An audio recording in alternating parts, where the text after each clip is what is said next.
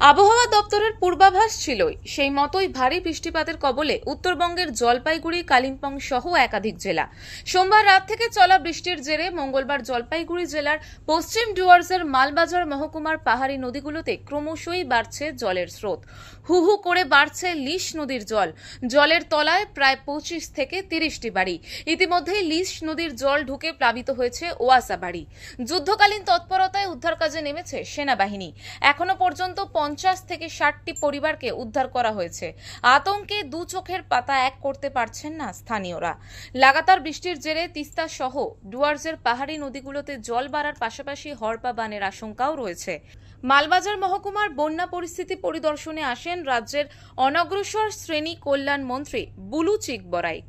সবসময় যখনই এই বর্ষার সময় যখনই একটু বৃষ্টি একটু বেশি হয়, প্রত্যেক জায়গাতে জলটা বেড়ে যায়, বন্যা সঙ্গে তো দেখতে পাচ্ছি। এইখানে অনেক বর্ষা হওয়ার ফলে কিন্তু জলটা লেগেছে। জল পড়াতে কোন দিকে আমরা দেখছি যারা মানুষজন যেখানে বাস করে সেটা এইখানে আমাদের বাঁধটা ভেঙে সেটা যেখানে মানুষজন থাকে তারা ওই দিকে চলে গেছে। সুতরাং আমাদের এখানে জেলা থেকেও নজর করছে ডিএম ম্যাডাম, তারপরে এখানে বিডিও সাহেবরা আছে, আইসি সাহেবরা আছে, এডুকেশন ডিপার্টমেন্টের লোকজন আছে।